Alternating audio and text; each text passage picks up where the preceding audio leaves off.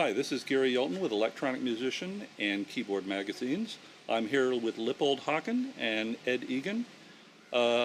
Lippold was the developer of the Haken Continuum, and Ed was the developer of its internal sound engine, EaganMatrix. I have really just one question for you gentlemen. Where did EaganMatrix come from? Well, the Continuum was originally a controller that didn't have an internal engine, and we found, and in my personal experience with playing the Continuum, it is a musical instrument on its own right in terms of its performance capabilities, and it's an extremely expressive instrument, but with that expression becomes a big responsibility in being able to play and learn technique. It's not something that you can set up and instantly sound good at. It requires many, devoted time of practice. So when Continuum people would buy the Continuum, they would then be challenged to connect it to an external synthesizer or to Kima, which is something that I had and was using it for building sounds for the Continuum, and that was an entirely other challenge because traditional synthesizers were not designed to handle something with the bandwidth and the multi-channel expression that the Continuum has to offer. So it was a double frustration for new players. Not only did they have to learn to play the instrument, but they had to learn how to be a sound designer and learn how to interface. And musicians really, they want to just make music. So we started with an internal sound engine. The first thing that we did was used Kima as a prototyping environment and then hard coding in sounds into the internal shark on the Continuum. And I seem to remember we had a discussion first off and say, well, what we're going to do is generate a very simple FM generator or even a sine wave generator and say, this is very good for people to practice with so that they can or even tell that it's hooked up right, that it's calibrated, that thing is working at all. Yeah. And so we went through this, and so we decided, okay, well, let's make some more sounds, and we had some ideas of different synthesis techniques, and again, they were prototyped, and we would go back and forth and develop them and try to refine them. But it became apparent that at a certain point, that development cycle was too long. It was too tedious. And so we both agreed that we would spend the energy to develop a breadboard environment that anyone could use in order to create new original sounds right directly inside the Continuum. So that really was the birth of the EaganMatrix. That was the birth of it, but initially I think a breadboarding environment for you, and then you made it so beautiful that, at least that was my understanding of what we were doing. Yeah. And then you made it nice enough that Well, that's true. It's like, the beautiful thing about this instrument, it's a small and dedicated community that we have around the Continuum. And frankly, we were very selfish with what we were going to do initially with the Continuum because, it's not an income-making or big income-making environment, and we're in this to have fun and to do the kind of things that you kind of dream about. So when I started into this relationship with Lippold, it was like, sure, you're not going to make very much money at this, but it's like you have this brilliant DSP and hardware engineer at your whim and call who's going to do the things that you can imagine. And I had the other side of that coin where I had been working for over 20 years at that time on the Continuum. I knew from being a classical violinist and violist, not a very good one, but one who played for many, many years, what kind of accuracies I needed, how good the sensors needed to be, what I needed to follow the smallest nuances and such. And when I got near that point, I had this engineering project, and it wasn't a musical instrument. So the big contribution that Ed made was that he really made it into a musical instrument, and there's a lot to that. It turns out that as EaganMatrix developed, Ed had developed all sorts of sound design techniques that are completely unknown in the rest of the world because they're new to this kind of instrument. This isn't a MIDI keyboard where you just start and stop and maybe have aftertouch, where all the fine structure is canned in the instrument. Instead, here you're controlling the fine structure. But what does that even mean? In an acoustic instrument, when you're playing a vibrato, it's very complicated what happens. First of all, an automated vibrato like a sample library would have is not at all like controlling it in real time. But then also when you're... Or even not even sample library, but in a traditional synthesizer where your vibrato is generated by an LFO. Yeah, that's, you know, this is, here your finger's doing this. And then what should happen in response to that? In an acoustic instrument, like I'm most familiar with viola and violin, when you rock your finger, you've got the flabby part of your finger and the bony part of your finger against a string. All sorts of complicated things happen. It's not just a simple pitch change like wiggling a bend wheel, but it's all sorts of timbral changes happen, dynamic changes happen, all sorts of things happen. And how do you do that in a synthesizer? What kinds of things work? What kinds of things don't? You want to, on the one hand, make something that is not got this antiseptic quality of what you normally hear in synthesizers. At the same time, you also want to make something controllable. You want to make something that's interesting. You want to make something that has enough depth to it that you'd want to practice it. And 10 years from now, you're still practicing and you're still getting better, like any acoustic instrument that you want to choose. Yeah, we've been fortunate that inside the processor that Lippold chose has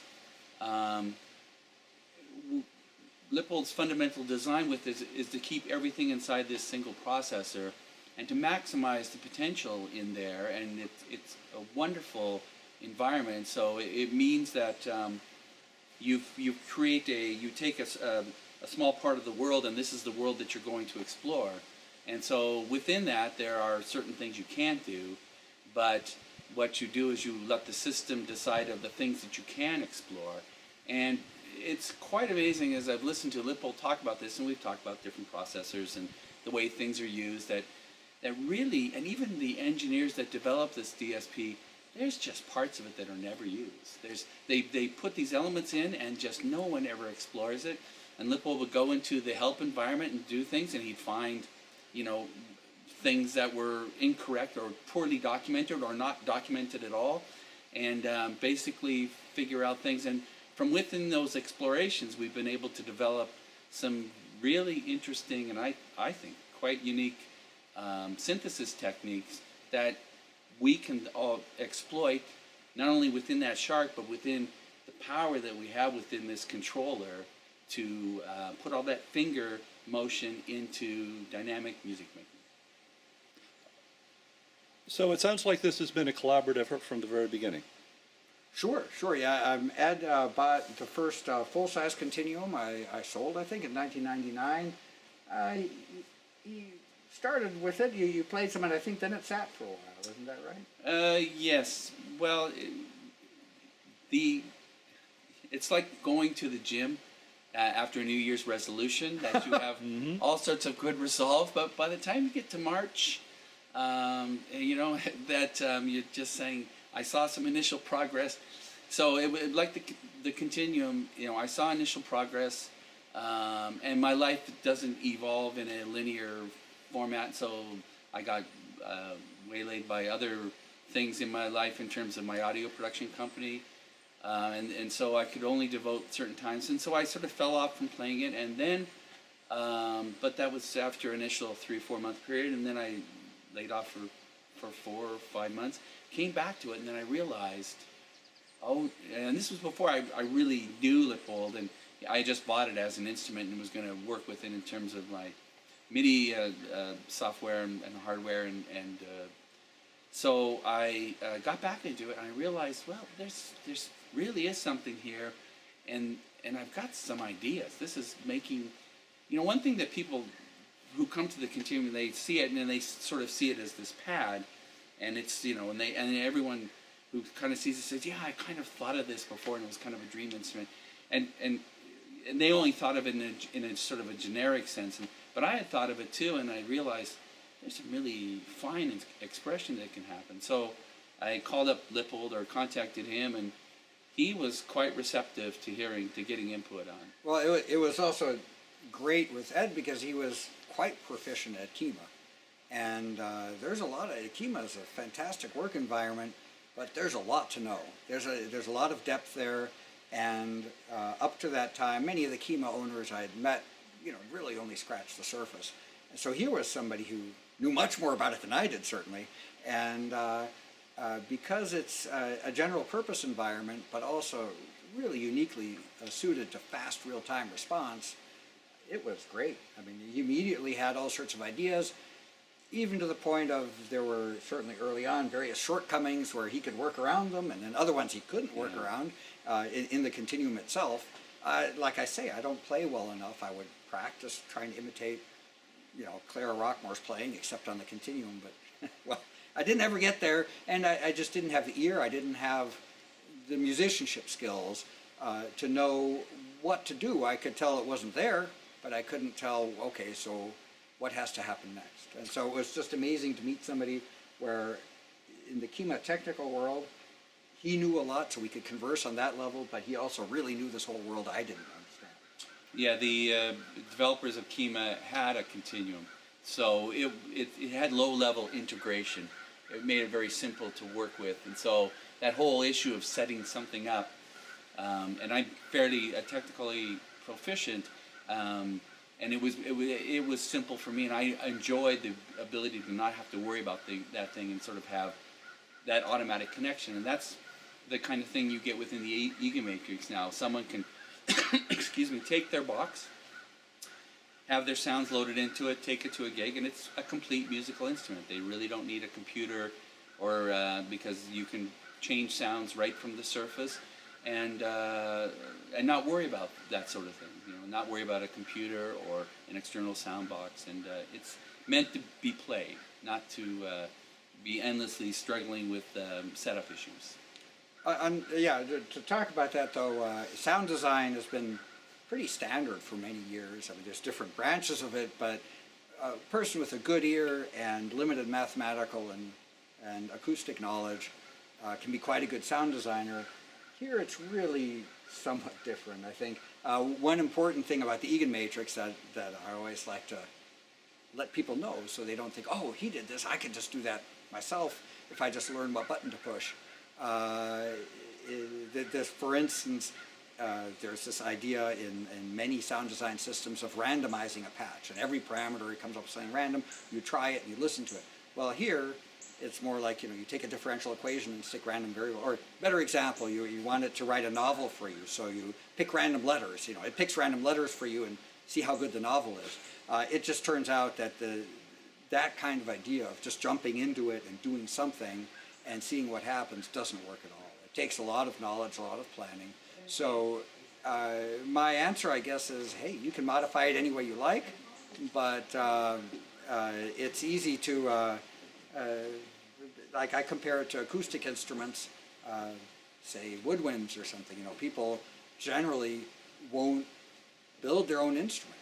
They'll do modifications. They'll make their own reeds. They do this or that. Very important modifications. Or in the violin world, you modify your. You have many choices of different kinds of rosin. You have different kinds of horsehair you can choose from, different strings, different chin rests. All these things that matter a lot. But you're probably not going to build your own violin, at least not as a professional violin player. And I think it's similar here, with the difference that you can get into it. It's a violin, you don't have the workshop, you don't have that. Here you do have everything at your hands, but don't let that be misleading. Ed has incredible knowledge of how to do these things and what works, what doesn't.